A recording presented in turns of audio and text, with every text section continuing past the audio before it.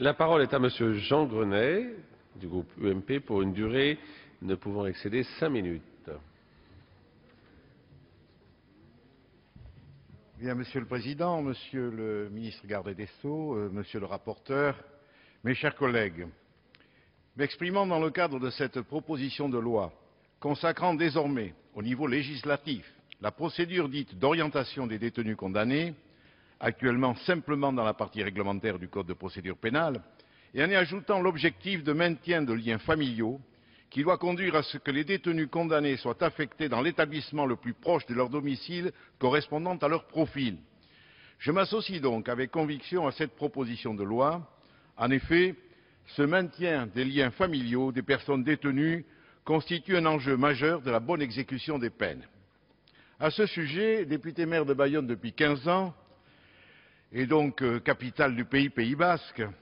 permettez-moi d'évoquer la question du rapprochement des prisonniers basques, aujourd'hui détenus dans des prisons disséminées sur le territoire français. Cette question doit nous interpeller sur deux plans, aussi différents qu'essentiels, sans interférence dans l'œuvre de justice. En premier lieu, sur le terrain des droits fondamentaux que la France reconnaît aux personnes condamnées par les juridictions de notre pays,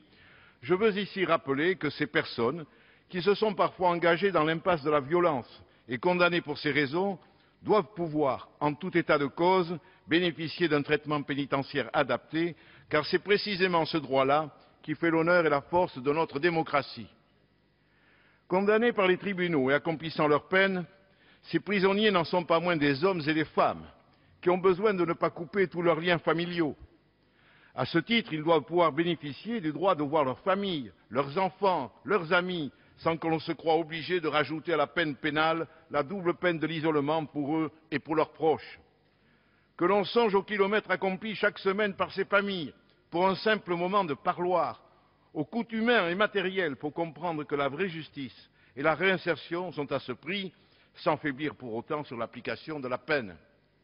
En second lieu, sur le plan politique, à l'instant où la disparition du terrorisme au Pays basque espagnol et le cessez-le-feu de l'ETA laissent entrevoir des perspectives durables de paix, il convient, par ce geste d'apaisement, de faciliter la transition en cours. Traiter humainement ces prisonniers en leur donnant par ce geste l'occasion de comprendre que la page se tourne est une opportunité qu'il faut saisir et dont un état de droit pourrait s'honorer. Pour en terminer, dans ce contexte d'apaisement et de volonté partagée d'en finir avec ce conflit en Pays basque qui n'a que trop duré,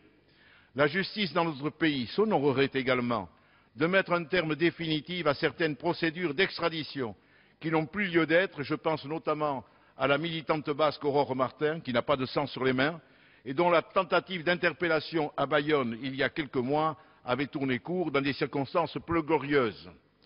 Voilà des raisons qui me conduisent à voter en faveur de cette proposition de loi et, en tant que parlementaire du Pays basque, à l'appuyer avec d'autant plus d'engagement et de conviction qu'elle peut constituer un signe fort d'apaisement, je le répète, adressé à ceux qui souhaitent œuvrer pour conforter la paix au Pays basque, et je ne doute pas, mes chers collègues, que vous soyez de cela. Je voudrais terminer également, Monsieur le Ministre, en vous disant qu'il y a à Bayonne une prison en surcapacité. Depuis une dizaine d'années, donc, j'ai rencontré tous les gardes des Sceaux et on m'a promis que celle de Mont-de-Marsan allait régler le problème de la surpopulation carcérale de cette prison, ce qui n'a pas été le cas du tout. Nous avons également donc le double de détenus en termes de capacité. C'est une prison obsolète en centre-ville et je me tiens à votre disposition pour essayer de trouver les solutions qui nous permettraient de régler élégamment ce problème. Je vous remercie. Donc, après